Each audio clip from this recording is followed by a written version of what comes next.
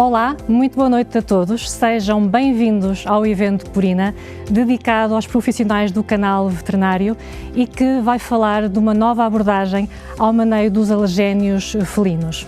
Eu sou a Carolina Bartolomeu e vou-me apresentar para quem não me conhece. Eu sou médica veterinária, Vet Channel Manager na Purina Portugal e estou na família Purina há cerca de 17 anos, feitos precisamente esta semana, e estou a partilhar isto convosco neste momento porque, como devem imaginar, ao longo de todos estes anos de Nestlé, tive a oportunidade de participar no lançamento de várias inovações disruptivas na área da nutrição dos animais de companhia, que tive realmente o privilégio de participar, mas confesso que a inovação que vamos partilhar convosco esta noite toca-me de uma maneira muito particular, fala-me ao coração realmente de uma forma muito especial. Não porque seja alérgica a gatos, não porque tenha elementos da minha família que sejam sensibilizados aos alergénios felinos, mas porque, como aqueles que me conhecem sabem, a minha paixão são realmente os felinos. E, como muitos de vocês seguramente também partilham comigo esta profunda convicção que todas as pessoas beneficiariam de ter um gato nas suas casas, nas suas famílias e, acima de tudo, todos os gatos merecem ter um lar onde sejam amados. E, portanto, é com uma enorme alegria que me junto a vocês esta noite para partilhar de uma forma muito especial com os médicos veterinários e com todas as pessoas que trabalham no canal veterinário, uma inovação que tem por detrás ciência que foi desenvolvida ao longo de mais de uma década e que culminou no desenvolvimento do primeiro alimento para felinos, que tem o poder de reduzir os alergénios do gato na sua pele e no seu pelo. Mas, portanto, antes de avançarmos para as nossas apresentações desta noite, vou convidar o João Castanheira a juntar-se a mim. Boa noite, João. Olá, Carolina, boa noite. O João, eu vou apresentá-lo. O João é responsável pelo negócio da Purina em Portugal e junta-se aqui a nós nesta noite tão especial também para partilhar algumas palavras convosco. Muito obrigado, Carolina. Boa noite a todos aí em casa. Tal como disseste, o meu nome é João Castanheira e sou desde há 4 anos o responsável máximo da Purina em Portugal. Estou na família Purina, tal como a Carolina, no meu caso há mais de 18 anos, tendo desempenhado anteriormente funções de marketing e vendas em Portugal, durante 8 anos no Reino Unido, onde fui também responsável como diretor do canal especializado para o norte da Europa, até ao meu regresso a Portugal em 2017. Hoje é de facto um dia muito especial para a Purina, para a categoria de Pet Care em Portugal, nomeadamente para o canal veterinário que hoje aqui nos une. Este é um evento que pretende desvendar uma das maiores inovações científicas que há à memória e para tal convidámos 3 ilustres palestrantes de diversas áreas. O Dr. Mário Moraes de Almeida, aqui presente, o Dr. Andy Sparks e o Dr. Ebenezer Satiraj, que através de videoconferência se juntarão a nós e aos quais agradeço pessoalmente a vossa participação. Muito obrigado, Dr. Mário. Thank you very much, Dr. Andy and Dr. Ebenezer, to join us tonight. É, portanto, este motivo desta partilha científica e de conhecimento ao nível da área dos alergénios felinos que nos traz aqui. Queria também dar uma palavra especial à minha equipa, uma equipa de mais de 50 profissionais de excelência, dos quais contamos com 11 médicos veterinários qualificados, que todos os dias dedicam grande parte do seu tempo para criar vidas mais ricas para os pets, para as pessoas e para o planeta que partilhamos. É com este propósito que, em conjunto convosco, trabalhamos diariamente para criar um canal especializado cada vez mais forte e desenvolvermos a categoria de Pet Care em Portugal. Estou certo que este dia será marcante para o futuro da categoria em Portugal e para o canal especializado em particular e contamos convosco com o apoio de todos os médicos veterinários que existem em Portugal e que irão recomendar, esperamos nós, este produto daqui para a frente para criarem vidas mais ricas para os pets, para as pessoas e, em particular, para os tutores de gatos, de forma que possam estar cada vez mais próximos dos seus animais de estimação. Muito obrigado, Carolina. Obrigada eu, João, por te ter juntado a nós. Eu vou partilhar, então, em seguida, a nossa agenda desta noite. Iremos iniciar por um primeiro bloco. A primeira parte será dedicada ao Purina Institute. O Purina Institute, portanto, apenas comunica ciência e é isso mesmo que nós vamos fazer nesta primeira parte. Teremos então, como o João mencionou, 3 convidados muito especiais, a começar pelo Dr. Mário Moraes de Almeida, médico imunoalergologista e responsável pelo Centro de Imunoalergologia do Hospital CUF Descobertas, que vem partilhar connosco a perspectiva do médico sobre a alergia de humanos a gatos. Em segundo lugar, teremos a participação do Dr. Andy Sparks, que também é médico veterinário, neste caso, diplomado em Medicina Interna e que se dedica exclusivamente à medicina felina e que vem nos falar do impacto que os alergénios dos gatos podem ter em termos de sensibilização nos tutores e que impacto é que esta sensibilização, estas alergias podem ter na relação entre o tutor e o seu gato. No caso do Dr. Andy Sparks, ele não vai estar aqui presencialmente connosco em estúdio, mas estará ligado remotamente a partir do Reino Unido. Eu vou aproveitar também para dar as boas-vindas ao Dr. Andy. Good evening, Dr. Andy. Thank you very much for joining us in this session tonight. Good evening. Thank you so much for the invitation to be here. It's an absolute pleasure and I'm looking forward to the evening. Thank you. Obrigada. Thank you, Dr. Andy. E iremos então depois terminar o bloco do Purina Institute com a apresentação do Dr. Ebenezer Satyaraj. O Dr. Ebenezer é investigador Purina e basicamente foi ele que liderou o projeto de investigação que levou então ao desenvolvimento do primeiro alimento para gatos que tem o poder de reduzir os alergénios no pelo e na pele. E o Dr. Ebenezer também está ligado remotamente em direto para esta sessão, a partir dos Estados Unidos da América, onde trabalha no Centro de Investigação da Nestlé Purina em St. Louis, e também vou dar as boas-vindas ao Dr. Ebenezer. Good evening, Dr. Ebenezer. Good evening. It's a pleasure to be able to join the meeting, and I'm looking forward to the discussion. Obrigado. Thank you very much. Thank you.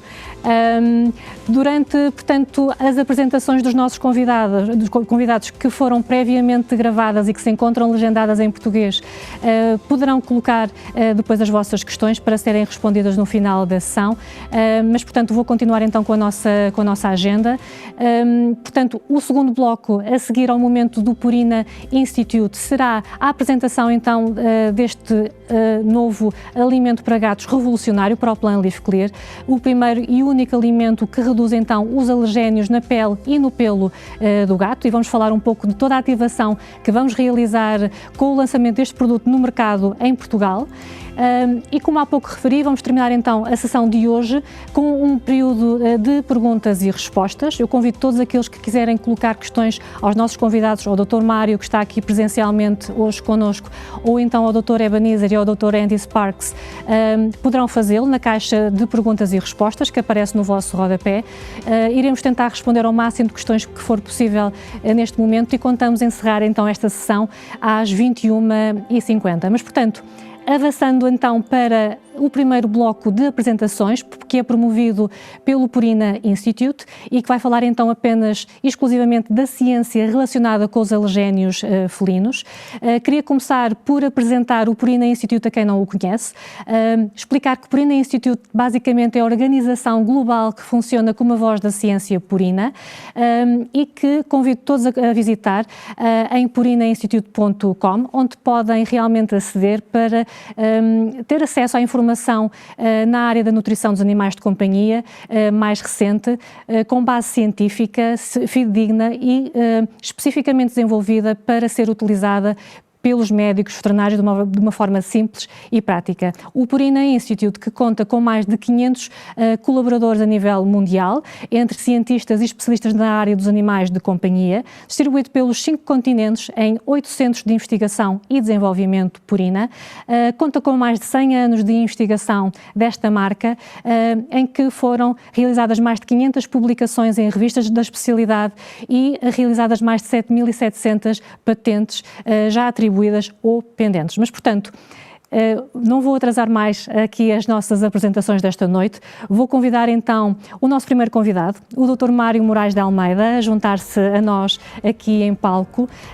Como eu comecei por dizer na agenda, o Dr. Mário é médico imunoalergologista, parecendo extremamente relevante trazer realmente aqui o seu testemunho como médico e promover esta comunicação entre a classe médica humana e a classe médica veterinária, porque realmente só em conjunto poderemos encontrar seguramente soluções que possam ajudar quer os pacientes de medicina humana, quer os nossos tutores de gatos que visitam as nossas clínicas, encontrarem soluções para manterem os gatos no seu lar.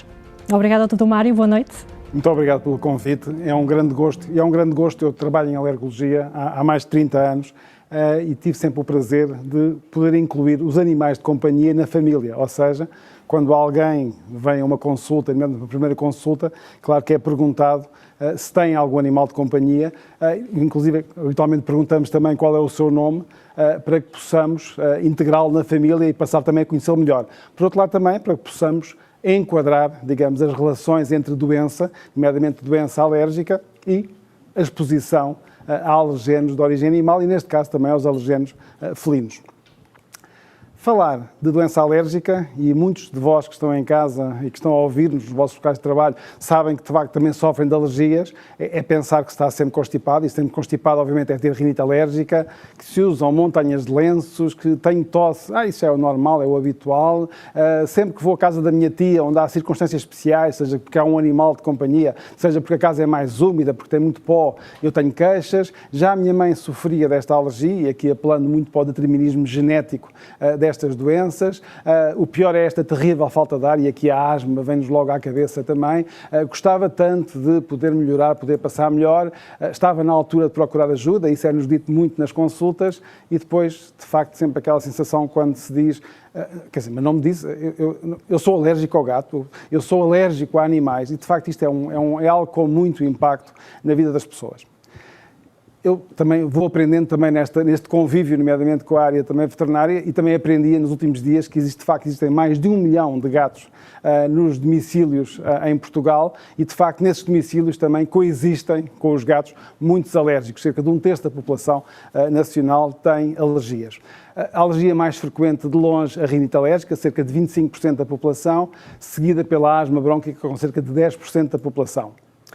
Cerca também de 1/3 da população está sensibilizada a um aeroalergénio e no caso dos aeroalergénios, muitos deles também estão sensibilizados a animais de companhia. E aqui, em relação à sensibilização, é algo que vamos voltar já em breve a esta questão. Sensibilização é um assunto, doença alérgica, manifestação clínica é outro. E nesta questão do estudo da alergia a animais, isto acontece muito, esta situação em que as pessoas simplesmente são sensibilizadas, não têm sintomas, e lá vem outra vez o problema, será que o animal tem que sair do domicílio, será que o animal pode ficar? Então, recordar-vos só aqui, muito brevemente, aquilo que sabem muito bem, isto acontece na resposta alérgica do humano, acontece também, em muitos casos, na resposta alérgica também de alguns animais, ou seja, nós temos a exposição ao alergénio, vamos passar por uma fase de sensibilização, depois vamos ter uma interferência de algumas células T, que depois da apresentação do alergénio, através da célula dendrítica, vamos levar à explosão, digamos, e produção de anticorpos específicos, depois essa ligação dos anticorpos em algumas células leva a que quando o alergénio volta a contactar connosco, vamos ter aquilo que é típico do doente alérgico, que é ter um excesso de resposta alérgica, é um excesso de manifestações. De facto, a doença alérgica de todo não é uma doença com falta de imunidade, é uma doença com excesso de imunidade. Então, neste balanço, e obviamente aqui dizer-vos que é bom que recordemos que isto de facto acontece, mas também dizer-vos que, depois mais recentemente, mas já há muitos anos, sabemos também que ao mesmo tempo vamos estimular outro tipo de células e que esta mesma exposição aos alergénios vai nos levar a que haja clones especiais, subtipos especiais de células T, nomeadamente células T reguladoras, que vão aumentar a sua expressão. Então, isso é o que justifica, por exemplo, que nós podemos ter alergia a alguns alimentos, mas habitualmente não o fazemos. Porquê? Porque rapidamente desenvolvemos sinais de tolerância. E aqui também gostava de trazer-vos só aqui esta consciência que, no caso da alergia a alergénios de origem animal, a mesma coisa vai acontecer também. A célula T reguladora vai frenar a resposta alérgica, vai vai frenar, vai regular de várias outras vias de ativação do nosso sistema imunitário e até vai fazer com que nós possamos conviver com os alergénios do nosso animal, depois nos adaptarmos e deixarmos de ter, de facto, a nossa resposta alérgica, que é aquela que começa por ser a resposta inicial. Ou seja, uma exposição mantida, e neste caso precoce. E precoce o que é que isto significa? Uma criança, por exemplo, que nasce no seio de uma família onde existem os pais, existem os seus familiares, mas também existem animais, tendencialmente vai ter menos sensibilização a animais do que crianças que não nasceram neste contexto. Porquê? Porque precocemente vão desenvolver fortes sinais de tolerância. E isto é complicado, porque até podemos fazer uns testes, podemos fazer umas análises, até podemos lá encontrar umas IgEs específicas que são positivas, mas não há manifestação clínica, ou seja, existe sensibilização, mas não existe alergia. Acontece frequentemente quando então se interrompe a exposição. Por exemplo, o jovem, no início dos seus estudos universitários, no segundo, terceiro ano, foi passar 6 meses, foi fazer Erasmus. Perdeu o contacto regular com os seus animais de companhia, neste caso com o seu gato, com os seus gatos, e o que é que vai acontecer? Quando volta a sentir alguns sintomas, volta a ter alguns sintomas, mas depois progressivamente vai outra vez desenvolver sinais de tolerância. Sempre este balanço entre alergia por um lado, tolerância por outro. Eu, do ponto de vista clínico, e como vos dizia, defendendo sempre que a coexistência deve ser mantida, nomeadamente pelo elemento da família, que neste caso é um gato ou é um cão, mas no caso particular do gato, algo que do ponto de vista médico me preocupa é sempre esta questão do luto pela perda do gato. O que é que isto significa? Eu sei que tenho alguém na minha presença que já conheço bem como doente e que tem o potencial de poder perder esta tolerância em relação à exposição aos alergénios felinos, então eu tento sempre convencer que no momento útil, no momento que seja importante e que estejamos a aproximar do final da vida do seu companheiro, neste caso do seu companheiro gato, que será na altura de introduzir outro gato na habitação. Porquê?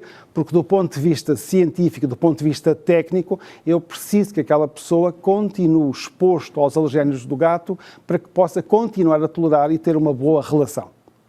Obviamente que agradeceria depois no fim terem as vossas questões, as vossas dúvidas para podermos discutir como é que é esta maneira então de abordar também a doença alérgica, nomeadamente nos humanos, mas defendendo sempre a harmonia da articulação com os animais e obviamente otimizando esta exposição alergénica aos animais.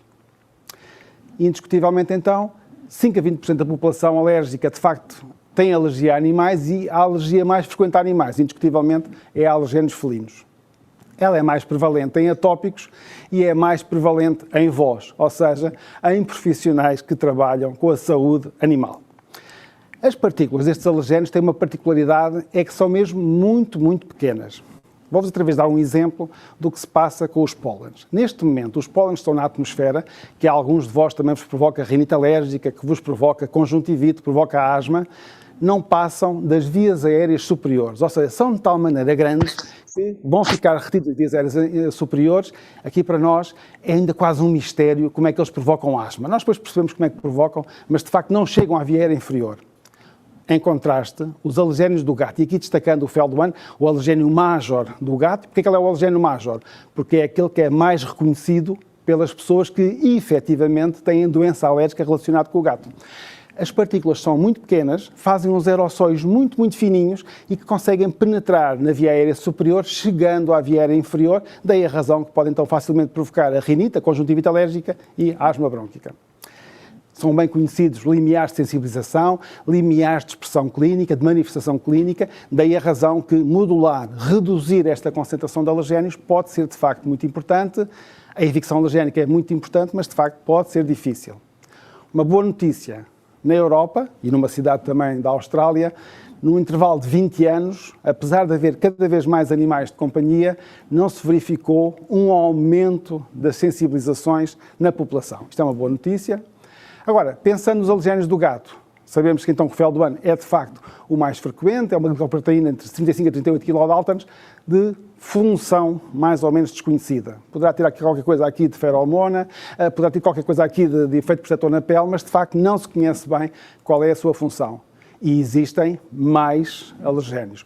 Podemos considerar que, por exemplo, alergénios específicos do gato, estaremos a falar do FeLD1, FeLD2 e o FeLD4. Ou seja, estes são os específicos. Depois há outros que são também de reatividade cruzada, ou seja, também aparecem noutras espécies animais. Aqui é importante porque quando nós estamos a estudar estes doentes, frequentemente conseguimos discriminar quais são, de facto, estes epitopos que nós conseguimos determinar e conseguimos perceber se aquela sensibilização terá ou não terá relevância, seja agora, seja no futuro. Manifestações clínicas, o que é que podemos esperar? Rinoconjuntivite alérgica, asma brônquica, tanto na criança como no adulto, e as manifestações, de facto, podem ser graves, nomeadamente em pessoas que não têm contacto regular com animais, ou seja, têm só contactos esporádicos e, cá está, naquele momento fazem então explodir aquela manifestação de alergia. Porquê? Porque não têm sinais de tolerância.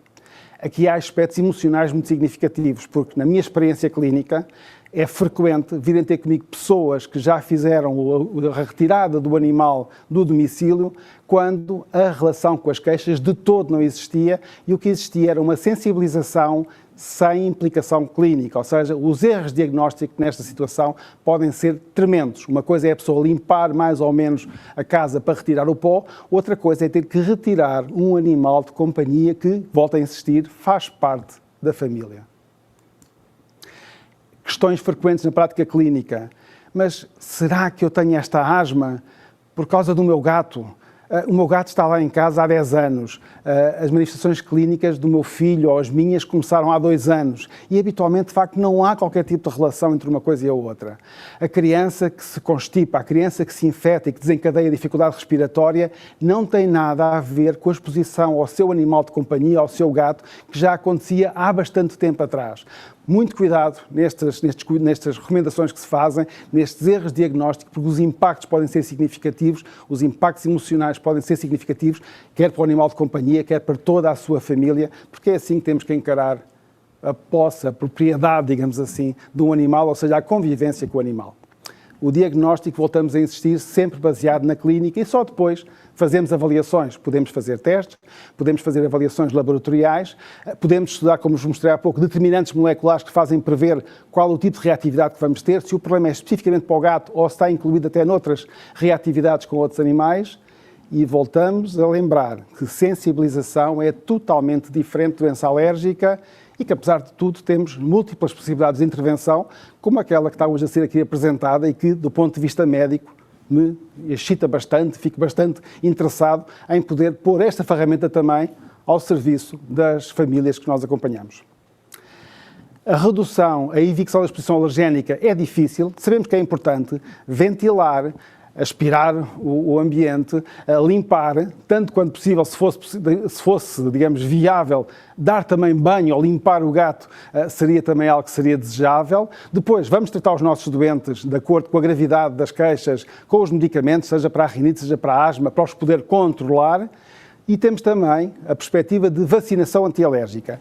O que é que nós vamos pretender com a vacinação antialérgica? É precisamente dar a volta, digamos assim, a deixarmos de ter aquela reatividade, aquela manifestação de alergia e aquilo que vos dizia há pouco, voltar então a estimular as células T reguladoras, voltar a ver aqui esta possibilidade de frenar a resposta imune e fazer com que haja um equilíbrio. Estes doentes deixam de ter sensibilização, deixam de ter lá os anticorpos específicos, não, continuam a ter, mas desenvolvem anticorpos da classe IgG, nomeadamente IgG4, que conseguem bloquear a reação e que permitem a convivência. Mais recentemente, o que é que tem sido possível? Fazer também vacinação, então agora protocolos em curso, ao próprio animal, neste caso ao próprio gato, e com isto o que é que vamos fazer? Vamos criar anticorpos bloqueantes que vão diminuir a expressão, digamos, a potencial alergénico do fel do ano. Seria bom se nós, por outra via menos invasiva, pudéssemos consegui-lo, e é isso, mais uma vez também, que hoje vamos ver aqui ser discutido. Para finalizar, temos a questão da alergia aos gatos. Os gatos produzem e vão continuar a produzir, a menos que os vacinados, como acabei de vos dizer, alergénios, e dos seus alergénios, o alergénio major, o fel do ano. Este fel do ano vai dispersar no ambiente, mesmo depois de um gato sair de uma casa, o alergénio pode persistir por lá por vários meses, e então o que é que nós podemos fazer para ajudar os humanos? Podemos limitar o contacto, podemos, obviamente, tanto quanto possível, fazer e promover a limpeza, a ventilação, o arejamento. No próprio indivíduo alérgico podemos usar a medicação para calar os seus sintomas, podemos efetuar uma vacinação antialérgica também, temos pouca experiência, mas esta experiência também é crescente, nomeadamente da sua utilização em profissionais de saúde animal, nomeadamente em colegas veterinários, E depois, seria muito bom se nós, de alguma maneira, pudéssemos também parar, digamos assim, esta expressão, esta disseminação do alergénio, interferindo logo a nível do gato. E é isso, mais uma vez, que é uma ferramenta que nos vai estar agora, então, possível nos próximos tempos. Em resumo, a alergia ao gato é a alergia mais frequente a animais em humanos. A rinoconjuntivite, a asma, são as manifestações clínicas mais frequentes da nossa atividade e que podem ser razoavelmente graves. Os sintomas podem persistir mesmo sem o animal estar presente. Sabemos como reduzir a exposição aos alergénios. Existem tratamentos para conseguir controlar os sintomas, para reduzir a inflamação alérgica. Existem vacinas específicas, vacinas antialérgicas, sejam por via sublingual, sejam por via subcutânea. Agora, estas inovações que chegam e que nos permitem reduzir a exposição dos humanos aos alergénios do gato, nomeadamente ao fel do ane, vão permitir seguramente que mais famílias continuem em harmonia, continuem a poder conviver com o seu animal de companhia, neste caso com o seu gato, e possam com isso também ajudá-los a desenvolver sinais de tolerância.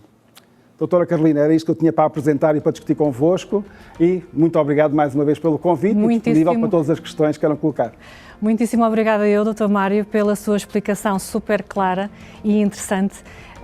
Eu convido então todos aqueles que quiserem colocar questões ao Dr. Mário para o fazer na caixa de Questions and Answers. Então vou passar então para a segunda apresentação desta noite, que vai ser então realizada pelo Dr. Andy Sparks, que se encontra também ligado em direto, mas não vai fazê-la em direto.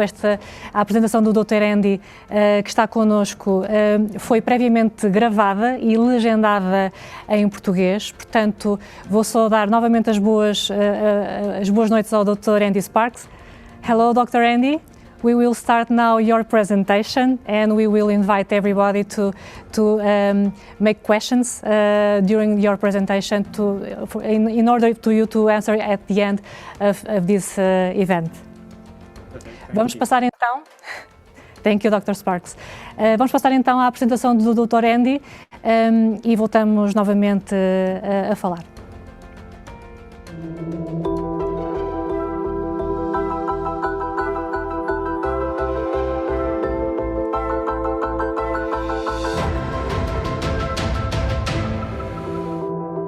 So I'd like to begin just by saying a big thank you to Purina and the Purina Institute for giving me the opportunity of sharing with you today. And we're going to be looking at the impact of cat allergies on the cat and in particular the human-animal bond, the human-cat bond. So what I want to do with this presentation is just very briefly to look at pet ownership and that human-animal bond and the importance of the human-animal bond, and then why people choose to own cats, why people end up relinquishing cats on occasions to rehoming organizations in particular, and sometimes why rehoming of cats from a shelter ends up going wrong. And as you'll see as we go through this, cat allergies have an important role to play in all of this. First of all, we know that for both cats and dogs, the vast majority of pet cats and dogs that are kept in homes are considered to be a member of the family. Well over 90% of owners would say that their dog or their cat is simply a member of their family. That human-animal bond is extremely strong. It's based on the fact that there is unconditional love and affection that we receive from our pets. They provide companionship, they provide emotional support. And interestingly, the graph on the right-hand side there, that was a paper that was published in 2008. And it showed that more owners are secure in their relationship with their pet than they are with their partner. And I think that does speak to this unconditional love, the unconditional affection that we receive from our pets, which all of us that own dogs or cats know and recognize. It's interesting that studies have looked at the quality of the human-animal bond and compared dog ownership and cat ownership. Sometimes there have been differences that have been found, sometimes not. This was a study that tried to examine differences between dog owners and cat owners in their relationship with their pet. And interesting, they really found that there wasn't any difference in the quality of that human-animal bond, the companionship, the fact that it is something to love, affection that underlies this, the feeling that we get of being needed, of being loved, of being trusted by our dog or cat, the pleasure that we get from this. They found that there was no real difference between dog owners and cat owners with this. The quality of that relationship, the importance of that relationship is just the same, whether it's a cat or a dog. The only real differences between dog owners and cat owners comes when you ask questions that are more species specific. So, for example, does owning your pet make you feel safe? Well, not surprisingly, for dog owners, that's more commonly a yes than for cat owners. For dog owners, more often the ownership results in increased exercise. But if you take out those species-specific things, there's no real difference in the quality of that relationship. And that relationship is extremely important. Not only does it provide that love and affection that we desire, but it results in measurable improvement in physical and mental health characteristics as well. There are many reports of pet ownership and cat ownership increasing social support, very much like having a parent or a brother or sister, increased social support, increased feelings of self-esteem, increased happiness, and reduced feelings of isolation, reduced depression. In fact, in many countries where this has been studied, there is a significant reduction associated with pet ownership in visits to a healthcare professional and reduction in overall use of medication. And very good evidence from meta-analysis of data that pet ownership can improve cardiovascular disease and reduce hypertension. So there are health benefits from this as well. So with all of those benefits, you wonder sometimes why people don't own dogs and cats. And there have been studies that have looked at this. Why have you never owned a pet? Well, this is a study from American Humane Society that was published in 2012. They looked at 500 people that had never owned a dog or never owned a cat, and they asked them why they had never owned a dog or cat. And these were the reasons. Not surprisingly, some owners or some potential owners simply don't like dogs or cats. Their lifestyle is one where it would be difficult to have a dog or cat. But you can see there the third most common reason for not owning a cat was because they were allergic to cats, much more common than dogs. So cat allergy prevents some people from owning a cat in the first place. That study also asked people who had previously owned a dog or a cat why they no longer own that pet. So again, this was looking at 500 former cat owners, 500 former dog owners, and asking them why they no longer own a dog or a cat. And again, you can see that there are different reasons, as you would expect. Sometimes because the owner travels, sometimes because of the expense of owning a dog or cat, sometimes because they simply don't have time to look after a dog or cat. But again, you'll notice the fourth category there, being allergic to the cat, accounted for 16% of those former owners not now having a cat. Again, much higher for cats than dog owners. Allergy to the cat preventing them getting another cat.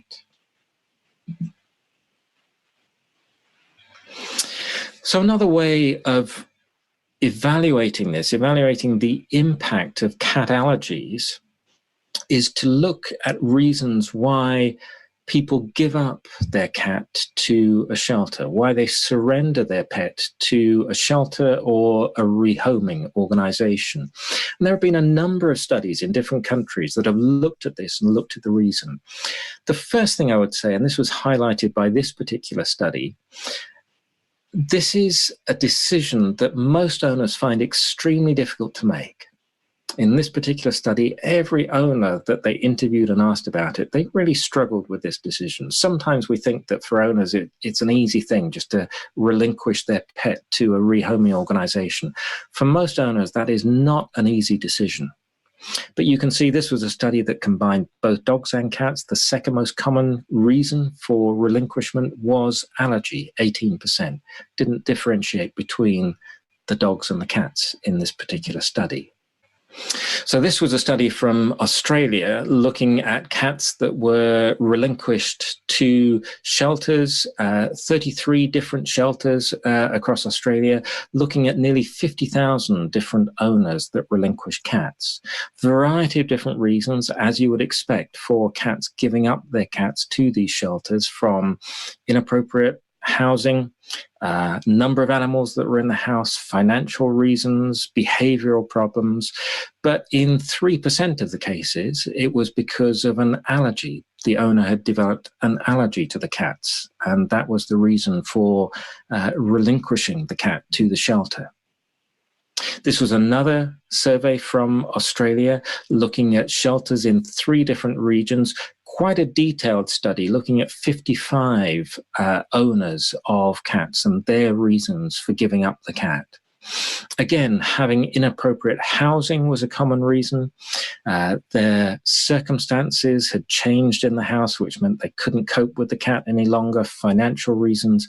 But as you can see, developing an allergy to the cats was responsible for 18% of those relinquishments. So really quite a high proportion. This was another big study from the UK this time, looking at over 6,000 cats that were relinquished to 11 rehoming centres, cats protection rehoming centres in the UK. Again, you can see variety of different reasons, change in circumstances, a litter of kittens that have been born that the owners weren't expecting and weren't wanting, and so they gave them up to the shelter, behavioral reasons. But again, owners developing an allergy to the cat was a cause in 8% of those cases of relinquishment. So a significant number of those owners had to give up the cat because they were allergic to the cat. And this is that study from the United States again, from the American Humane Association. They looked at 105 cats and 94 dogs that were relinquished to shelters, and they found that, in fact, development of a cat allergy in this study was the second most common reason for cats to be relinquished to a shelter. Again, a much higher rate with cats than with dogs. Only 2% of dogs surrendered because of development of allergy. Another large study from the States, 12 shelters, reasons for relinquishment of nearly 1,500 cats, 19% of them, development of an allergy, the owner or somebody in the house developing an allergy to the cat was the reason, 19%, third most common reason. Again, much more common for cats than for dogs as a reason for relinquishment. So these give us an idea of the importance of cat allergy as a cause of needing to give up the cat from living in the household. Just very briefly as well, there are also some studies that have been done where cats have been rehomed from a shelter and then brought back to the shelter because that rehoming failed. Why did that fail? Well, this was a study from the UK. They looked at 166 cats that were returned to shelters after being rehomed. In 18% of those cases, the cat was returned because of an allergy of somebody in the house, allergy to the cat. This was a carefully conducted study in the United States. This was University of Florida, where they had a group of cats that were involved in biomedical research, lethal studies. These cats were adopted out after the end of the studies. So over 450 cats adopted out. And they did a follow-up survey to see how successful that had been. Got results back from 275 of those cats. And most of them, 93%, stayed in their homes completely successful. 18 of those cats were relinquished. And again, the top 3 reasons for relinquishment of those cats, behavioral problems because it didn't get on with another cat in the house, behavioral problem because of inappropriate elimination, and in 17%, someone in the house was allergic to the cat. So you can see that cat allergy has a big impact on this human-cat bond, the human-animal bond. In around 5 to 20% of cases, allergy may be the reason for relinquishing a cat to a rehoming center, and it's often in the top 3 or 5 causes of relinquishment. 16% of previous cat owners cited allergy as a reason not to get another cat, and between 6 and 18% of people cited allergy as a reason not to consider getting a cat in the first place. So this does have a big impact. It should also be said, this is looking really at the tip of the iceberg. There will be many cases where people are allergic to cats where they don't actually eliminate cats from the household. They continue to live with the cat. In fact, surveys have suggested medical practitioners anticipate that only around about 30% of owners are likely to get rid of the cat when they advise it because they are allergic to the cat. Studies that have been done suggest actually the number is lower than that. These are 2 studies that I could find. One, only 22% of owners complied with the recommendation to get rid of the cat. The second study, only 4%. And again, this speaks of the quality of that human-animal bond. We don't want to give up the cat simply because we develop an allergy to the cat. But that will continue to cause problems. So we need to look at ways that we can minimize the impact of cat allergy in cases where humans continue to live alongside cats despite having a cat allergy. So thank you for listening, and I hope that's given you some useful insights.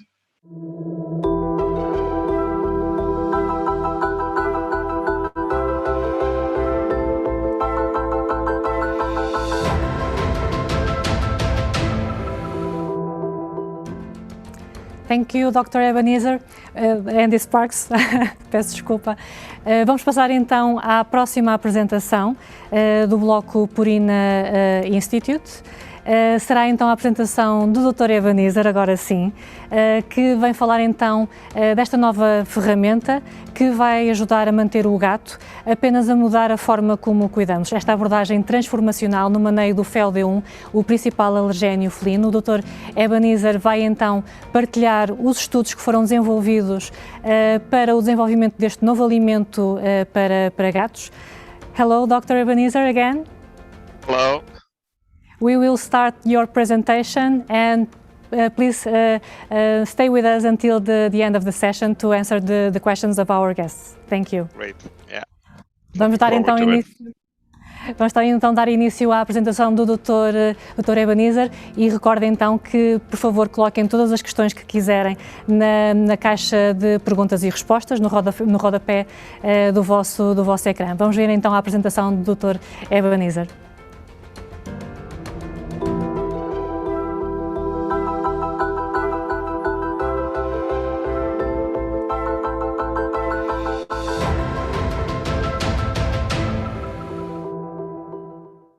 Hello. One summer evening, almost a decade ago, our daughter returned from a play date with her friend. And very quickly, my wife and I noticed that she had swelling in the eyes, watery eyes, redness, as well as some rashes.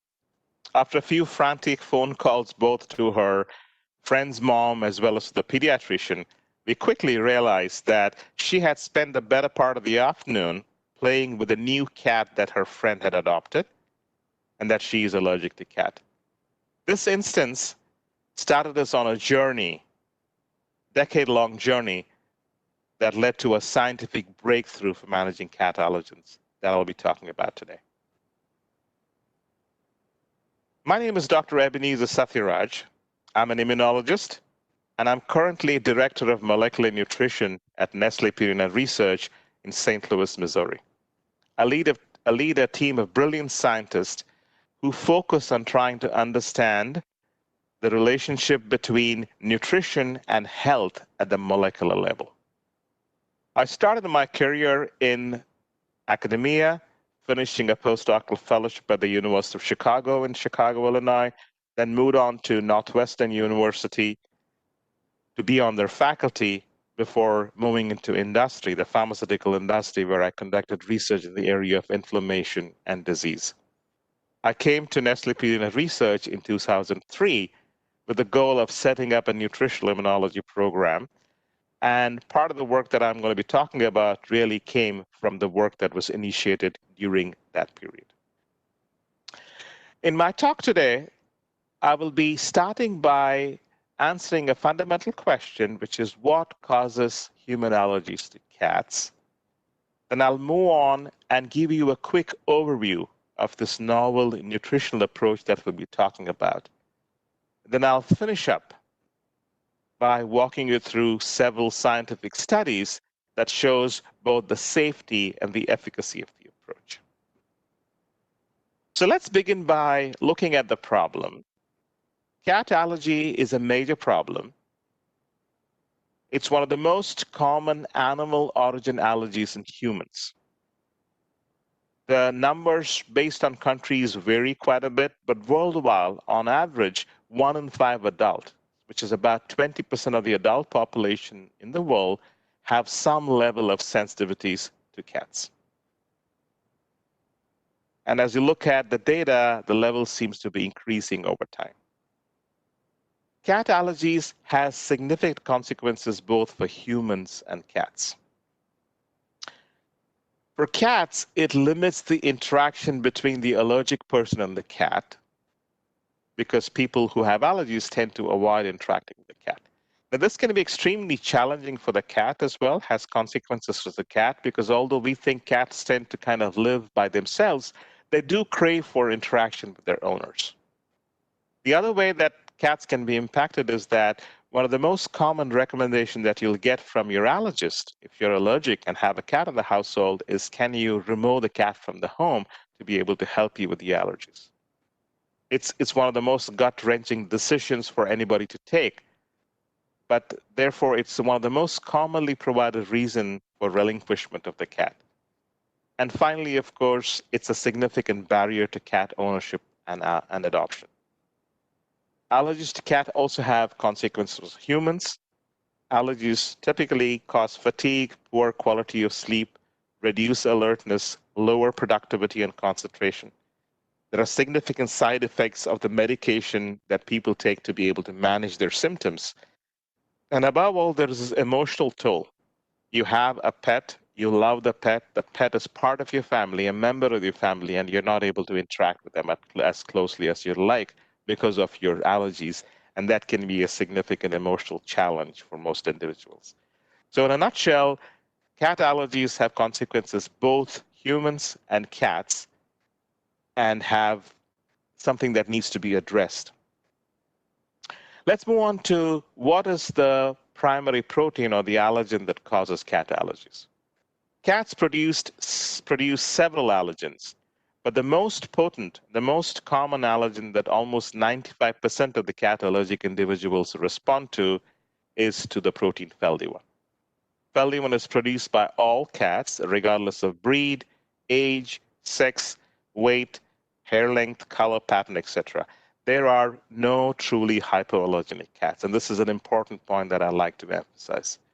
If you look at the cat on the picture, which is a hairless Sphynx cat, even they produce some level of FeLD1. And this is an important point for all us to keep in mind, because there is some mention about certain breed of cats to be very low allergenic. That is not true. What we know from the studies that we have conducted that is that even within a breed, cats produce different levels of FeLD1, and we'll see a little bit of that in the next few slides. FeLD1 is primarily produced by salivary and sebaceous glands. There is some production both in the anal glands as well, but the primary protein that gets transferred to the hair is believed to come from saliva as part of the grooming process that all cats indulge in. As saliva gets deposited on the hair, it forms dander, which then gets released into the environment.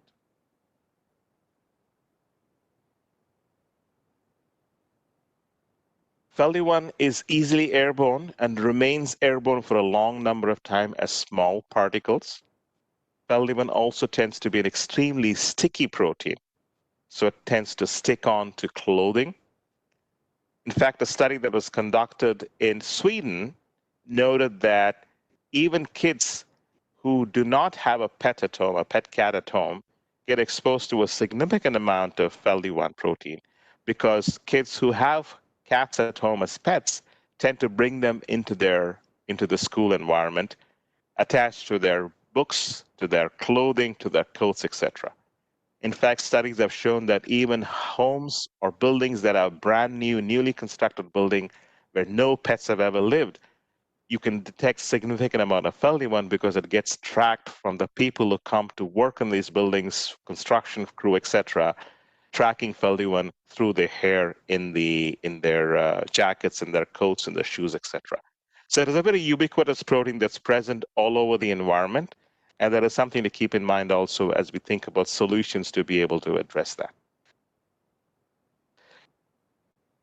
So as I described earlier, we did a study where we evaluated 60 cats over a period of a year, looking at their salivary FeLD1 levels. And we had several interesting findings that I would like to quickly walk you through. So what you're seeing here are two representative cats from the study.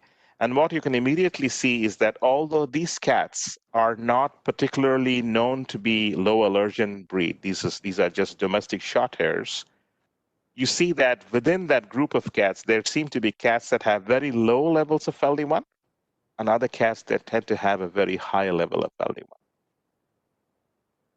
The other interesting finding is that if you look at some cats, as you follow over the year, there are some cats that tend to have their FeLD1 levels vary quite significantly during that period, and others not as much.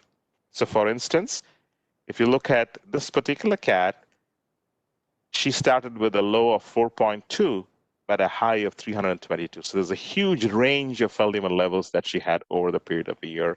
Whereas if you look at this particular cat, the level was much more tighter, only between 0.1 and 1.2. Now, this is interesting. Is if you look at some of the experiences that I've heard talking to people, I shared these results with a veterinarian at a meeting in Europe, and this veterinarian colleague of mine and her husband, who happens to be allergic to cats, foster cats for over 20 years. And she mentioned that in the 20 years or so that they've been fostering cats, there are a few cats that her husband did not have any reaction to at all. In fact, 2 of those cats, they ended up adopting and keeping them as part of the household. And when she looked at this data, she said, this might perhaps explain why my husband doesn't react to these cats, because perhaps they have very low levels to begin with. And this is an interesting insight and perhaps relevant to some of the experiences that you might have had as part of your practice or talking to friends. The most important last point that I want to make about FeLD1 is the fact that the biological function for FeLD1 is unknown. Therefore, the potential health and welfare effects of stopping its production are also unknown. And as you'll talk as part of the study that we have done, this is a hallmark of the approach that we have taken, in that the approach that we are proposing does not stop the production, does not alter the production of FeLD1, does not destroy the FeLD1. In fact, it retains the normal physiology of FeLD1 in the cats. Let's now move on and take a look at the current management strategies that people use to manage allergies. So what you're seeing here is the path that the allergen takes from the cat to the environment, and then people who are allergic to cats tend to get exposed to the allergen and then start developing allergic symptoms. If you overlay that with the management strategies people currently use, it again falls into 3 buckets: strategies that revolve around the cat, strategies that revolve around the environment, and strategies that revolve around the allergic individual. The 2 strategies that is commonly recommended today that revolve around the cat is relinquishing, which is removing the cat from the household, or avoiding interactions. Both of these are difficult to implement, as we will see in the subsequent slides. The second approach is trying to manage the environment. And this really involves a lot of cleaning to be able to keep the allergen levels low. In some cases, it involves changing to hardwood floor, removing carpet and replacing it with hardwood floor, washing or changing upholstery very frequently, all with the intention of trying to remove the amount of allergen that gets accumulated in a home that has a cat. The third sets of strategies revolve around the allergic individuals and really fall into two categories. One, strategies that prevent symptoms once the person is exposed to the allergen, and this involves primarily immunotherapy, where you prevent developing symptoms when you're exposed to the allergen. And then once you develop allergies and start having symptoms, you manage these symptoms by using medication. Let's quickly walk us through the limitations of the approaches that I described. Let's begin with approaches that revolve around the allergic individual. The two that we talked about are immunotherapy and treating symptoms of allergy. Immunotherapy, as you all know, can be costly and can involve long-term treatment, sometimes years. And interestingly, immunotherapy is believed to work effectively for certain allergens. But if you look at data for efficacy for cat allergies, the data is very limited. Most studies suggest that the efficacy for cat allergies tend to be very limited. If you look at people addressing the allergen by managing the symptoms, either they take prescription drugs or over-the-counter medication, all these involve drugs that are antihistamines or decongestants. All these tend to have significant side effects and, of course, the cost involved. The other key thing to keep in mind is that both these approaches only benefit the individual who is taking them. People who undergo therapy will have benefit. If you have symptoms, you need to take medication.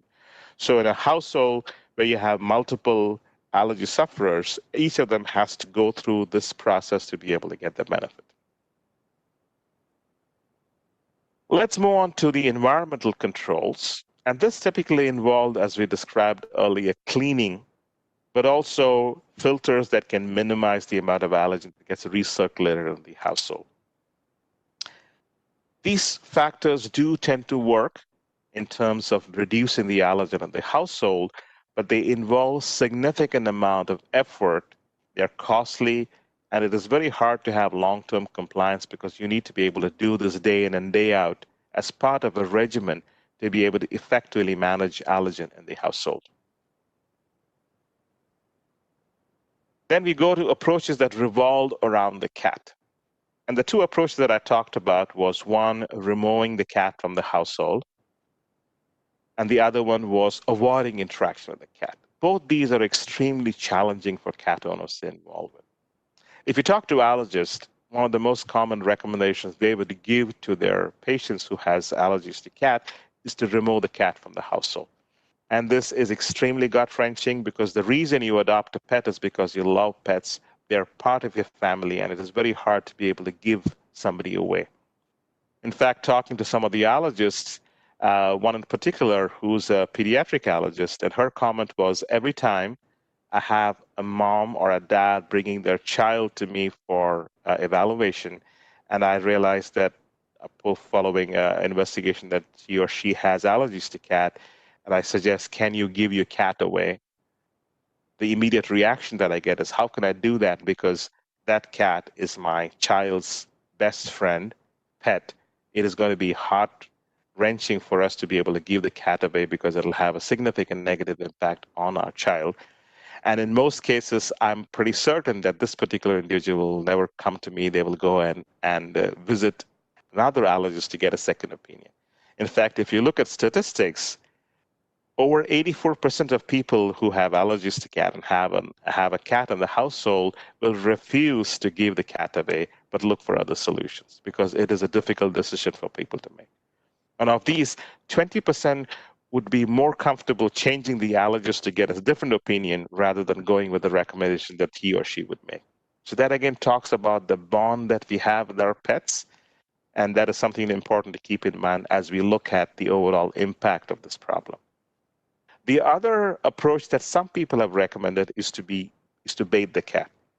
Technically, bathing the cat removes the allergen from the hair and therefore is likely to reduce the amount of allergen that this cat is going to release into the environment. But bathing a cat is challenging. As you all know, cats are not dogs. Therefore, this is an approach that is not typically recommended.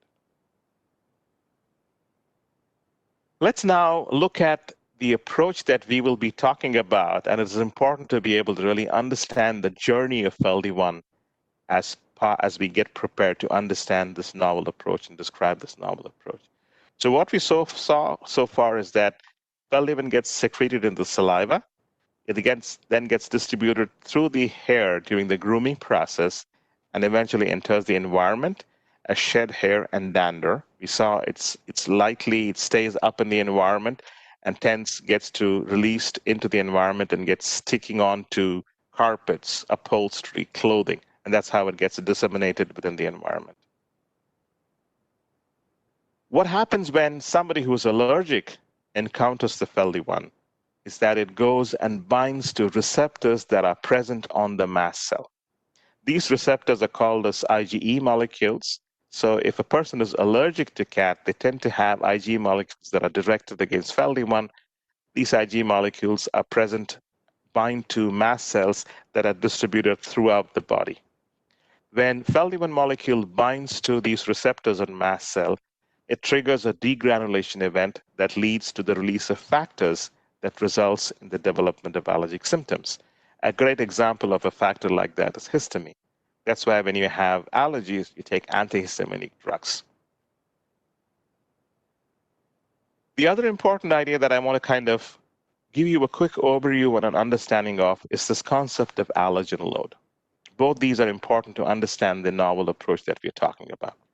Now, what you're seeing here is this red line kind of graphically describes a threshold above which, if the total amount of allergen goes above that, you start having allergic symptoms.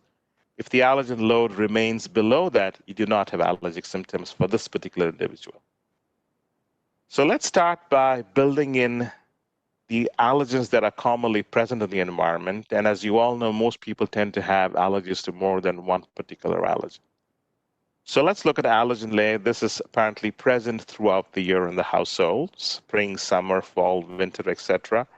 If you build in, you have allergen B, same situation present throughout the year. Allergen C, which is also present throughout the year. And if you combine the total allergen load, including allergen C, it is still below the threshold of the allergen. So you are not likely to have symptoms. This individual is not likely to have symptom at this stage. If you build in additional allergen that goes on top of C, which is D, you can see at some points in the time your threshold goes above and you start developing allergic symptoms. Now, if you assume that, let's take for the example, as an example, if C is FeLDI-1, if you're able to reduce the amount of allergen in the environment by how much allergen the cats are depositing into the environment, you're likely to keep the allergen load below this threshold for most of the year, and therefore likely to have a benefit. Now, again, I'm trying to explain this as a concept. This is very unique to each individual, the level of sensitivity, the different allergens that they're responding to. But the concept that I want to share with you here is that you want to be able to keep the allergen below a certain threshold to be able to have no or reduced symptoms. And the approach that we're taking is to be able to have a diet that I'll talk about that actually tries to do exactly that. So before we go on to the next part of my talk, where I'm going to give you a quick overview of this novel approach, let me recap the key things that we learned in the first part of my talk. FeLDI-1 is the key allergen that most people respond to. It's a protein that is produced in the saliva as well as sebaceous secretion, gets released into the environment through the grooming process, where FeLDI-1 is deposited onto the hair, dries, forms dander, and gets into the environment. An allergic individual has IgE molecules that are specific for FeLDI-1 that are bound to mast cells. And when FeLDI-1 comes in contact with this particular receptor, there is a degranulation event that leads to the release of factors that cause the allergy. if we block the interaction and prevent the degranulation event, you're likely to have a benefit of not having those factors released. The final concept that we walked through was this idea of allergen load, where you want to be, the goal is to be able to keep the allergen level below a certain threshold for somebody not to have symptoms. And this is something that is also very unique for that person, for the environment they live in. But as a concept, the idea is to be able to reduce the allergen load in the environment. With that, let's quickly go into a quick description of what this novel approach for managing FeLV1 is. So the goal of the approach for us was not to stop or alter the production of FeLV1, because as we discussed earlier, its function is not clearly known for the cat, and therefore you do not want to interfere with this production or suppress its production, but to be able to look at an alternative way of trying to keep the levels of allergen in the household below a threshold where symptoms are less likely to happen. And we use an antibody technology, IgY egg antibody technology, to be able to achieve that, and I'll quickly walk you through that. This is a technology that's been proven to be safe and effective for decades. So a couple of words about what is IgY technology. IgY is the avian equivalent of mammalian immunoglobulin. And egg-based IgY ingredients have been used for decades in the livestock industry, and now getting a lot of interest from the human dietary supplements. So it's a safe ingredient that's been used quite extensively in the food space, and this is the technology that we'll be using to try to reduce the amount of allergen that gets into the environment from the cat. So let's look at this video that talks about that describes our idea of using antibodies, egg antibodies directed against FeLV1 from binding and neutralizing FeLV1. So if you look at the video here, what you see here these are two IgY antibodies that is specific for FeLV1 that tends to bind FeLV1, which is the protein that you see in the center. Let's look at that. That's your FeLV1 protein. These are IgY antibodies. So they are blocked and they have neutralized it. And this is what happens when a neutralized FeLV1 tries to bind to the IgE molecules that's present on mast cell. And what you're seeing here are the two IgE molecules that are depicted. This will be present on a mast cell. You can imagine a cell out there. Under normal circumstances, when the FeLV1 protein comes in contact with these, it will bind these epitopes, these green surfaces that is marked, lead to what's called as a cross-linking event, and that is what triggers the release of factors that causes symptoms of allergy. Look what happens when a neutralized FeLV1, in other words, a FeLV1 that's been bound by anti-FeLV1 antibodies derived from egg, tries to approach these two receptors. As you can see, the normal process of binding here is disrupted. It is no longer capable of binding to those receptors and therefore incapable of eliciting a degranulation event, causing the release of factors that would cause symptoms of allergy. So that's the fundamental concept with which we started this work. If you put all that together in kind of a whole process flow, it starts by feeding cats a diet that's coated with egg ingredient containing anti-FeLV1 IgY antibodies. As the cats eat, this antibody gets released into the saliva, and it binds to the FeLV1 that is released into the saliva in the cat, and these antibodies neutralize the FeLV1.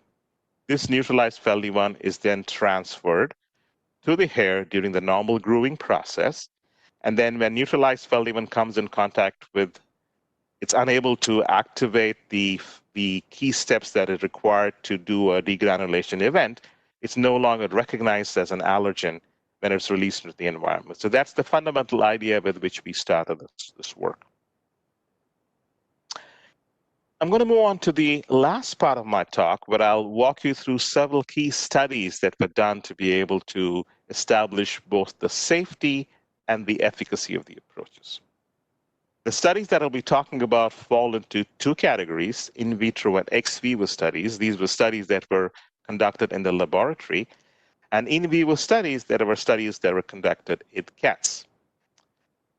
In the in vitro and ex vivo studies, the primary goal of that whole series of work was to really establish that our hypothesis, which was an antibody neutralizing FeLD1 prevents FeLD1 from binding and activating a mast cell. We wanted to really prove that hypothesis with laboratory experiments.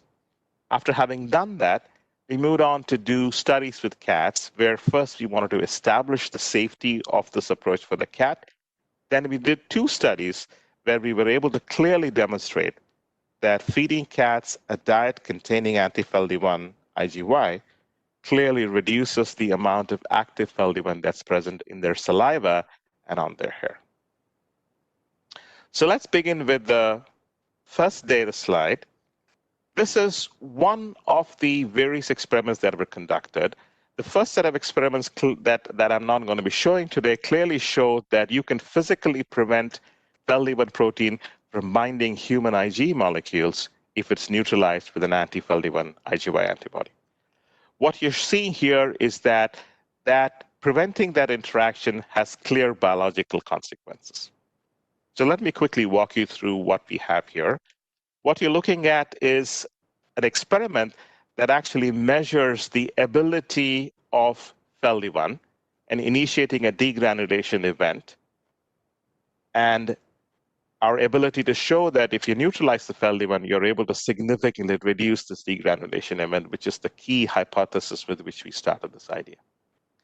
What you're seeing on the y-axis is the degranulation event that is depicted in these blue bars, and it's set at 100%. What you're seeing here is mast cells are binding to FeLD1, which is not neutralized, and you're clearly able to establish that there is significant amount of degranulation. You set that at 100%. Then you see what happens when you now challenge the mast cell with the FeLD1 protein that is neutralized. What you can clearly see is that you're able to prevent or reduce the degranulation process by as much as 60% when you're now challenging the mast cell with a FeLD1 molecule that is neutralized with anti-FeLD1 IgY. What you're seeing here are control experiments where if you use IgY that is not specific with FeLD1, you do not have any impact on reduction of degranulation event. So what this data, these sets of experiments clearly showed that the hypothesis which we started has significant merit in that if you prevent FeLD1 from binding to human IgE by neutralizing it using an anti-IgY antibody, you're clearly able to prevent the degranulation event that is required for the symptoms of allergies to happen. Having established that, we then moved on to do studies with cats. And the first study that we wanted to establish was the approach is safe for cats. And this is paramount in all the studies that we do as Purina, where we put the safety of the cat at the heart of all the work we do. As you all know, we are pet owners, we love cats and dogs, and we want to be sure that anything that we do, above all, has no negative impact for that. So this was a very crucial study for us to complete before we started the other studies where we could show the efficacy of the approach.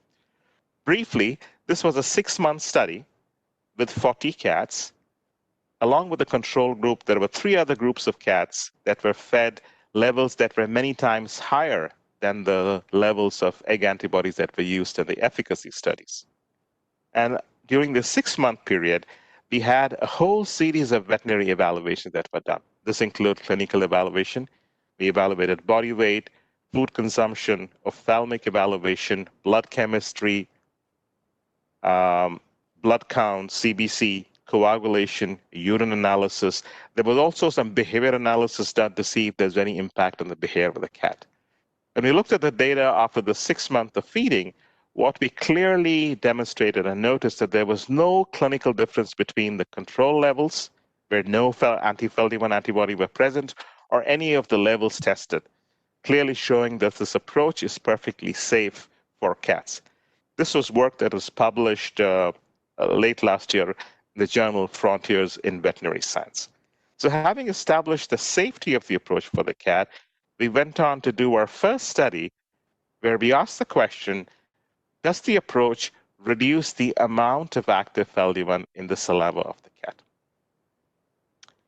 For this study, we selected cats that had moderate or higher levels of FeLV1 expression so that we can measure FeLV1 reduction in these cats. There are some cats, as we saw earlier, that have very low levels to begin with.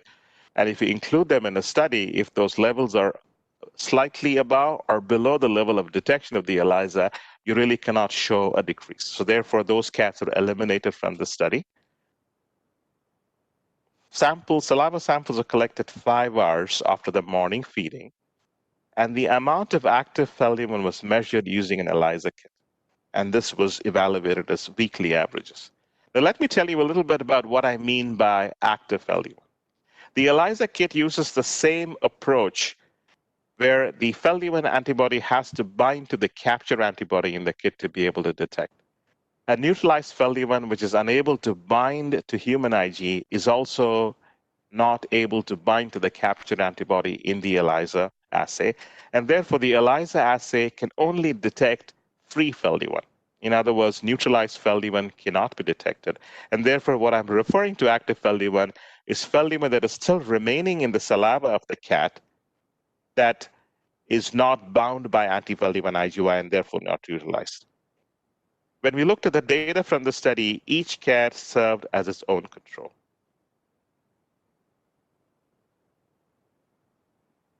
And here are results from the study. What you're seeing here is weeks on the x-axis, and on the y-axis, you're looking at mean change from baseline from the statistical model that was used to evaluate the data.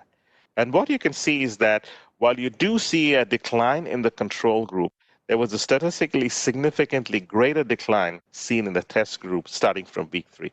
In fact, we got a 24% reduction of active FeLV1 in the saliva of these cats starting from week 3 onwards. This was work that was published also last year in the Journal of Feline Medicine and Surgery. Having established the fact that the approach that we started with can clearly reduce the amount of active FeLV1 in the saliva of the cat, we went on to ask the question, what happens to the amount of active FeLV1 in the hair of the cats? So here's the summary of the findings from the study. So the first proof of concept study clearly showed that feeding a dry cat food coated with anti-FeLV1 IgY significantly reduced active FeLV1 in the saliva of the cat, starting with the 3rd week of feeding. Having done this, we went on to ask the question, what happens to the amount to the hair FeLV1 levels? And for this, we designed the study to be able to ask the exact same question, which is, can a diet containing anti-FeLV1 antibody reduce the amount of active FeLV1 in the hair of this cat? This was a much larger study where we had 105 cats that were fed a control diet for 2 weeks, followed by a test diet for 10 weeks. Hair was collected by brushing the front, shoulder, and sides of this cat. Active FeLV1 was measured using the same ELISA assay that I described earlier and was evaluated as weekly averages, and each cat served as its own control. Here are the results from the study. What you're seeing on the y-axis is the weeks baseline and week 1 to week 10. On the y-axis, you're looking at the absolute FeLV1 levels in these cats' hair. And what you can clearly see is that, again, there is a decline starting from week 1 and week 2, but starting week 3, you start seeing a dramatic decrease in the amount of active FeLV1 that can be detected in the hair of this cat, and that lasts almost until the end of the study. This work was also published earlier last year in the journal Immunity, Inflammation, and Disease. If you look at the data overall, 97% of the cats showed reduction of FeLV1 levels as compared to the baseline. 86% of the cats showed a reduction of 30% or greater, and 50% of the cats showed a reduction of 50% or greater. And let me put that in context for you. What this shows us that the approach of feeding a diet containing anti-FeLV1 antibodies is clearly able to reduce the amount of active FeLV1 in the hair by as much as 50% based on the data that we have from the study. And that is kind of denoted here. If you look at the average reduction over the period from week 3 to week 10, there was an average reduction of about 40%. clearly showing that you're able to reduce the amount of active LD1 by almost 50% once these cats get onto the diet containing anti-FeLD1 antibodies. Let's go back to what we started here, because both these studies clearly shows that the approach of trying to use an anti-FeLD1 antibody as part of the diet is able to reduce the amount of active FeLD1 both in the saliva and in the hair. And as you saw in the last slide, there's a dramatic reduction of the amount of active FeLD1 that is detected in the hair. And if you connect that with the earlier idea of trying to reduce the amount of allergen in the environment below a threshold, this is clearly has the potential to be able to deliver that. So if you go back to the slide that we started, where we were looking at the current management of cat allergies, approaches revolving around the cat, approaches revolving around the environment, and then approaches around the allergic individual. What we're proposing is another approach that can be added to this overall strategy to be able to reduce the allergen level that eventually gets into the environment. What's unique about the approach, as we saw in the studies that I described, is that not only is it safe and effective, but it's also very simple to use. Because if you look at the earliest approaches, relinquishment avoidance, challenging for an individual to adopt. Cleaning, extremely tedious, hard to be able to keep maintaining. And of course, approaches that involve the allergic individual, you have to have significant investment in time and effort to be able to get those benefits. The approach that we are proposing is simple in the sense that you have to just feed the diet. You don't have to do anything else. And the active ingredient in the diet is able to deliver the benefit of reducing the amount of active FeLD1. So not only is it safe and effective, but it's also extremely simple because you don't need to change any other routine that you need to do as part of the approach to manage the allergens in the environment. So the scientific breakthrough that I'm so excited to share with you and walk you through these slides is really a part of a comprehensive allergy management plan.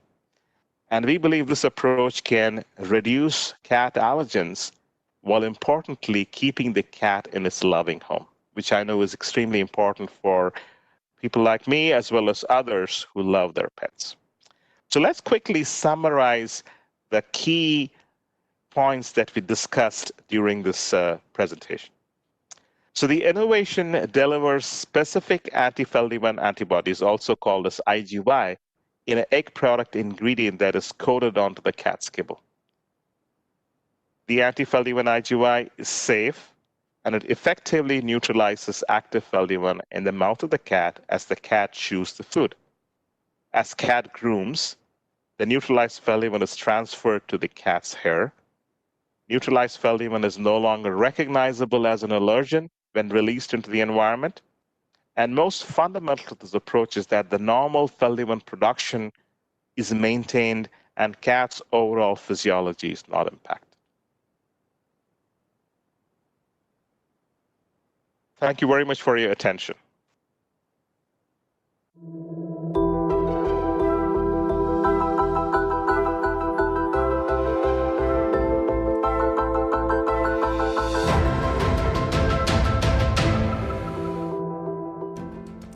Thank you, Dr. Ebenezer.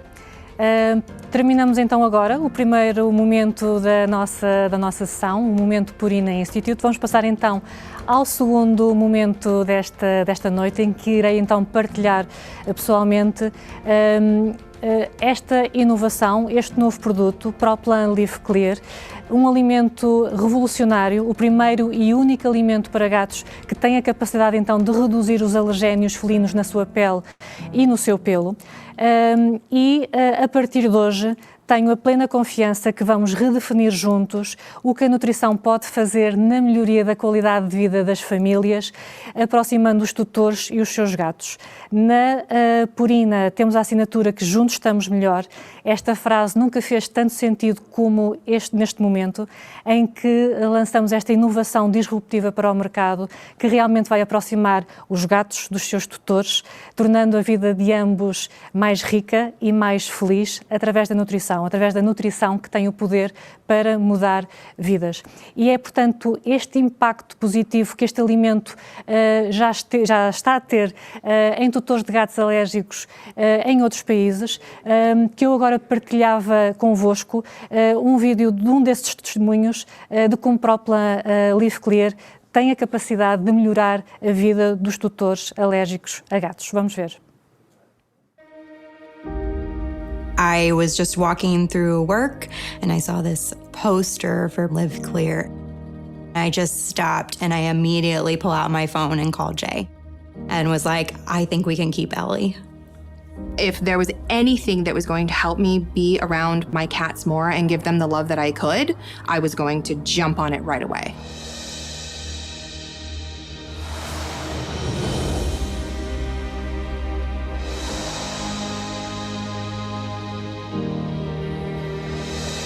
I would still pet them, but I would definitely avoid cuddling with them. I wouldn't allow them to sleep on top of me.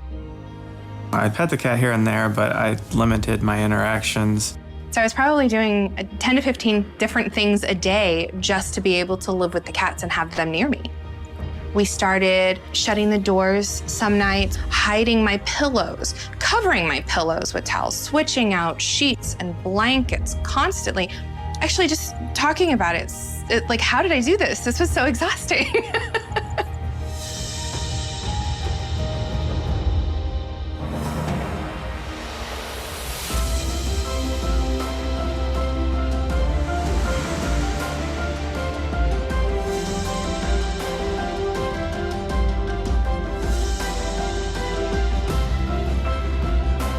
Their coat is sleek and shiny. They're at a healthy weight. The food has definitely been good for them.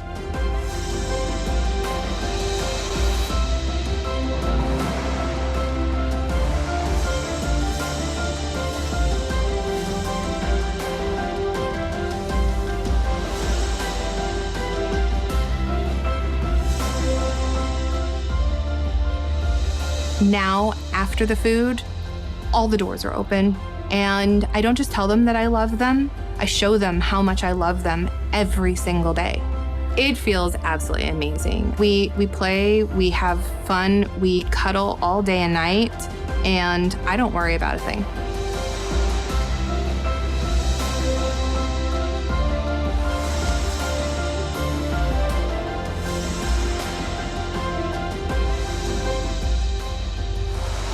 The biggest difference after they got on the food was just how long I could stay in contact with them. Before, 5 or 10 minutes, but after the food, they hang out, we hang out, hours, doesn't matter.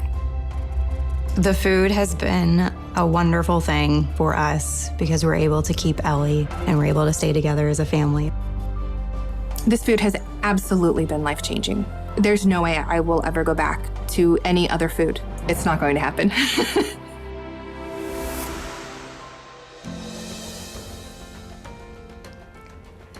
A Purina Proplan apresenta, então, após 12 anos de investigação, esta iniciativa global de uma inovação pioneira no mercado que vai revolucionar então a vida dos gatos e dos seus tutores. E como isto funciona? Já vimos com o Dr. Ebenezer que Proplan Leaf Clear tem a capacidade de neutralizar o FeLV1 na sua origem, que é a saliva do gato. E para conseguir este efeito benéfico, apenas temos que disponibilizar este alimento de elevada qualidade nutricional, de elevada palatabilidade e que tem esta particularidade de o seu revestimento, o revestimento dos croquetes do alimento seco, possuírem uma imunoglobulina Y específica anti-FeLV1, que quando o gato mastiga os croquetes, tem a capacidade de se ligar então ao alergénio na saliva do gato, neutralizá-lo, e quando o gato faz a sua higiene, o FeLV1 é transferido já nesta forma neutralizada para a sua pele e para o seu pelo, e quando a pele e o pelo se libertam no ambiente, o FeLV1 neutralizado não tem então a capacidade de desencadear reação alérgica.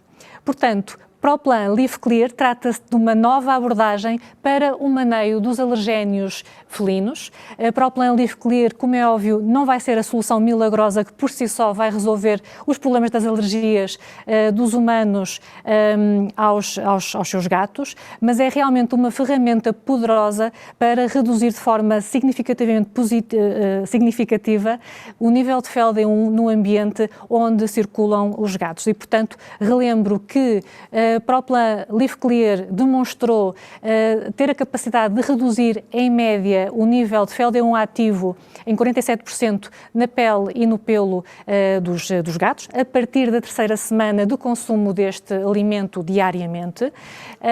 Portanto, há uma neutralização cientificamente comprovada na saliva, na pele e no pelo do gato, de uma forma que é segura e eficaz, do ponto de vista também do animal, porque nós não sabemos qual é a função do FeLD1 no gato e, portanto, não sabemos que impacto é que poderia ter parar, suspender a 100% a sua produção e, portanto, a ProPlan Live Clear não interfere com a produção, ele simplesmente neutraliza o FeLD1 após ele ter sido produzido e antes de ser libertado no ambiente. E, portanto, ProPlan Live Clear é suportado pela ciência.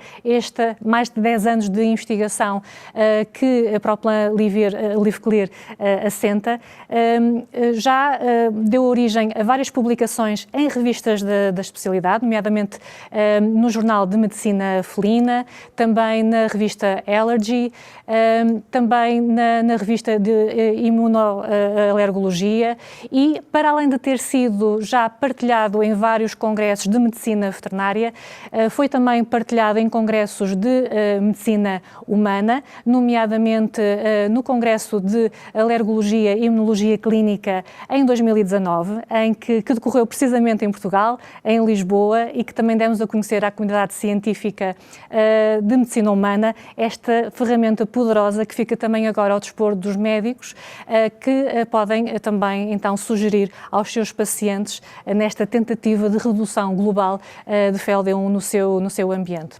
E, portanto, o ProPlan Live Clear funciona então desta forma, como vocês já viram nas palavras do Dr. Ebenezer.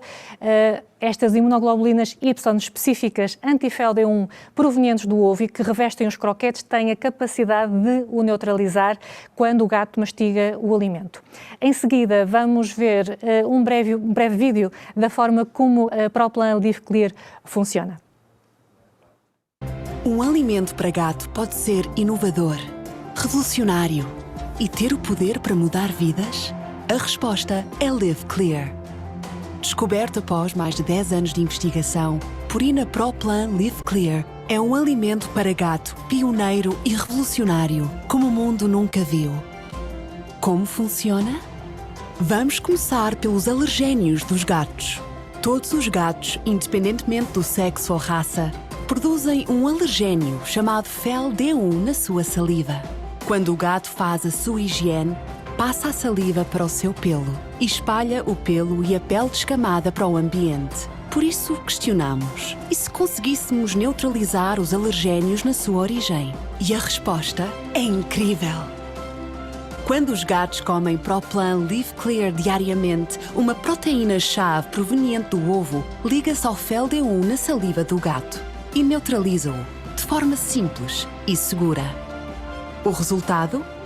ProPlan Live Clear demonstrou reduzir os alergénios no pelo do gato em média em 47%, a partir da terceira semana de alimentação diária. E o melhor? É uma nutrição excepcional e deliciosa. Comprovo que este alimento com o poder para mudar vidas pode fazer pelo seu gato e pela vossa vida juntos. Com a nutrição revolucionária de Purina ProPlan Live Clear.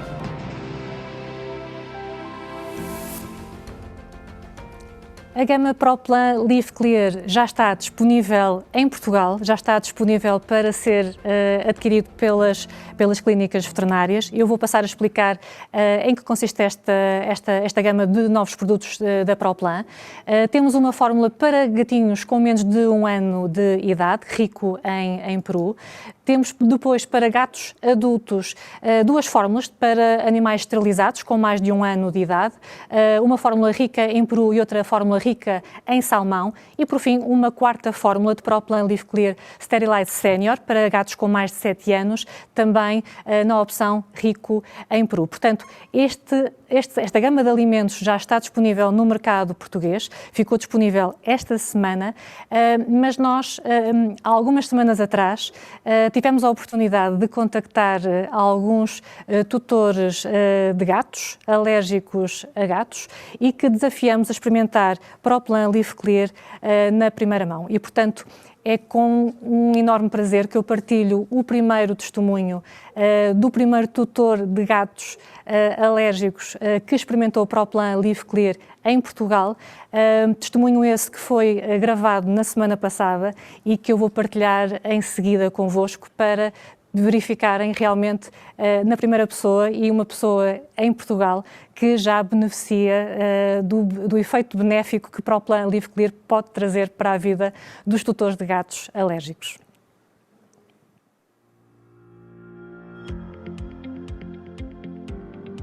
A minha mãe resolveu ter gatos depois de eu ter saído de casa e eu, pronto, cada vez que lá ia, tinha que ou estar lá pouco tempo, o prazo de validade era tipo à volta de 1h30, ou então tomava um comprimido, pronto, e a sensação era a mesma, era espirro e tal, vermelho, olhos a lacrimejar. Como se isso não bastasse para ser difícil gerir isso ao nível das alergias, houve uma oportunidade, apareceram gatinhos pequeninos lá no mesmo sítio onde veio a Leia, e apareceu este Yoda lá, e pronto, e tivemos que trazer, porque era pouco, um gato, era pouco.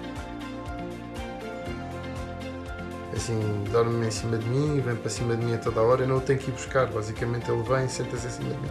Às vezes senta-se aqui e fica a olhar para mim, adormece, pronto, tudo vale. Pá, e era difícil, era complicado.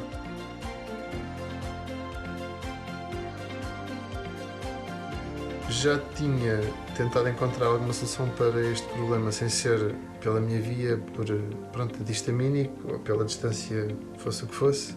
E entretanto, no meu veterinário deram-me a conhecer que havia um teste para experimentar numa nova comida chamada Live Clear, e talvez seja um pouco otimismo meu, mas eu juro que foi uma coisa que eu senti ao fim de uma semana e meia. Há 2 semanas eu já sentia diferenças. Pronto, e de qualquer tipo de contacto destes muito prolongado faria com que eu começasse a espirrar ou começasse a ficar já um bocado desorientado. Agora, ao fim de um mês, é nítido, é uma diferença grande. Tenho completamente à vontade de estar com eles desta maneira, aqui ou no escritório onde eu costumo trabalhar aqui em casa. E pronto, funciona, basicamente. Tenho muito a agradecer a quem inventou. É uma coisa que, neste caso, mudou a minha vida, tanto devido à minha decisão estranha de adotar um gato sendo alérgico a gatos.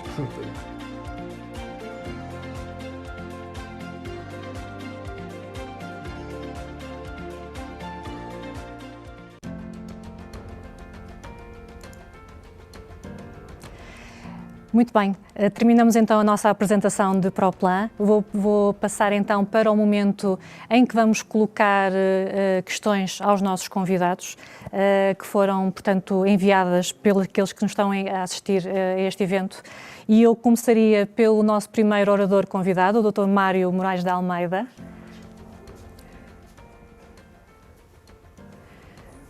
Olá novamente, Dr. Mário. Temos aqui uma questão colocada para si. Portanto, mencionou que não devemos fazer um período de luto após a perda de um gato, quando temos algum elemento da nossa família alérgico a gatos.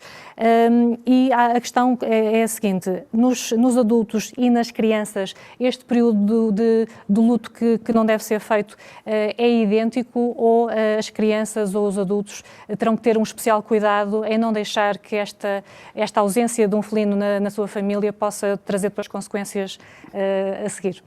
Muito obrigado. Como falámos, são mais de 30 anos de experiência e inicialmente o que é que nós íamos vendo? Que de facto este luto era um luto razoavelmente prolongado. Não era algo que fosse 3 meses, 6 meses, às vezes as pessoas precisavam de 9 meses, 1 ano, 2 anos. E então começámos a perceber que de facto o que acontecia era a perda de tolerância. Aqui, particularmente importante também nas crianças, porque então nas crianças é aquele momento onde de facto esse período pode ser mesmo muito curto, ou seja, de facto não é ideal que haja de facto mais que algumas semanas, alguns meses. Porquê? Porque os sinais depois da alergia podem se tornar cada vez mais preponderantes e levar a que de facto seja cada vez mais difícil o regresso. E depois aí é mais complicado, claro que uma criança depois aparentemente sujeitá-la, de facto até outra vez manifestações clínicas pode ser mais difícil. Aqui esta questão de facto foi algo que tem sido possível juntamente com as famílias, e cá está, na família, pensando aqui no conjunto, quer dos humanos, quer dos animais, e neste caso dos gatos, tem sido possível fazer isso mesmo. Obviamente depois com alguma estratégia, que eu de todo não sou psicólogo, mas explicando que se calhar até faz bem para o gato que de mais tarde ou mais cedo irá partir, ter alguma companhia, ser também ele próprio cuidador de um gato mais jovem, ou de uma gata mais jovem, e então isso tem funcionado bem. Portanto, de facto, o timing é muito importante e o timing não pode ser muito prolongado, de facto tem que ser curto, especialmente na idade pediátrica. Muito bem, muito obrigada, Dr. Mário. Acho que era a única questão que tínhamos para si. Obrigada mais uma vez pela partilha de hoje, pela sua disponibilidade e pela excelente apresentação, acima de tudo.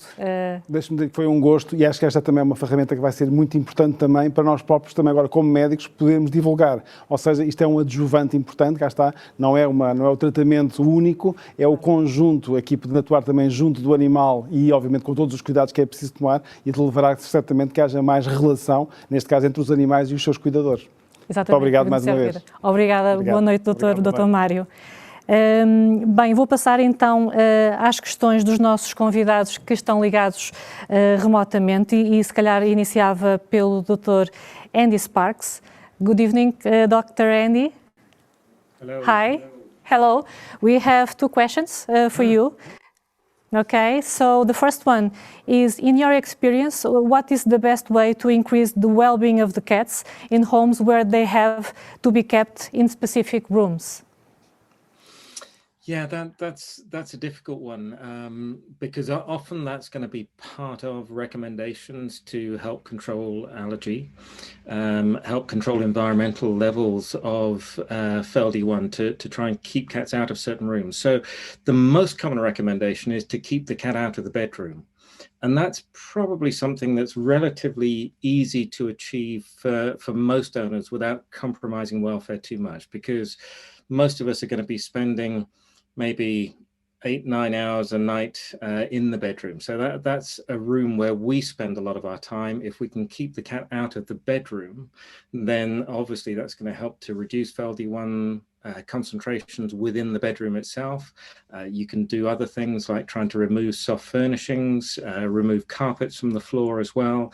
But that's probably the simplest recommendation that would perhaps have minimum impact on the cat, just to keep the cat out of the bedroom.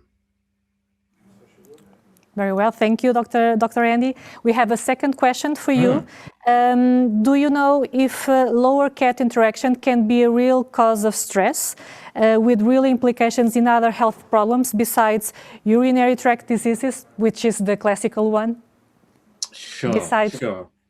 Okay, so definitely having less interaction between the cat and the owner can cause problems for the cat. I mean, we're all well aware of separation anxiety issues around dogs when we leave a dog alone in a house for a period of time.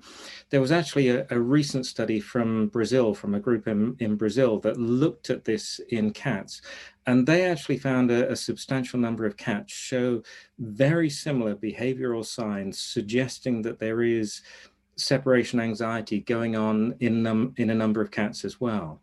So the more we're looking at the human-cat bond, the more we're understanding that this is actually a lot more complex than we have given it credit for in the past. And so there is a very strong bond, not just between the owner and the cat, but between the cat and the owner as well in many situations. So if we try to interfere with that, if we try to minimize contact between an owner and the cat, it can certainly affect the cat just as it affects the owner as well. Okay, thank you very much, Dr. Andy. This was the last question that we had for you. Thank you. And thank you once again for joining us and for your availability to be in this session tonight in Portugal. You're very welcome. Glad to be a part of it. Thank you. Thank you. Vou passar então às perguntas que foram colocadas ao Dr. Ebenezer. Good evening, Dr. Ebenezer. Good afternoon for you. All right, it's almost evening here. Okay, so Dr. Ebenezer, the first question we have for you is this one. Although we know that there are not hypoallergenic cats, is there any specific breeds of your knowledge that you have found that have a lower production of FeLD1? That's a great question. There's a lot of discussion around that if you search the internet. But what was surprising for us, and I described that as part of my presentation, what we can clearly see is that even a breed or a mixed breed of cats that are not necessarily known to have low levels of FeLD1, you can find cats, some of which have very, very low levels and others have significantly higher levels.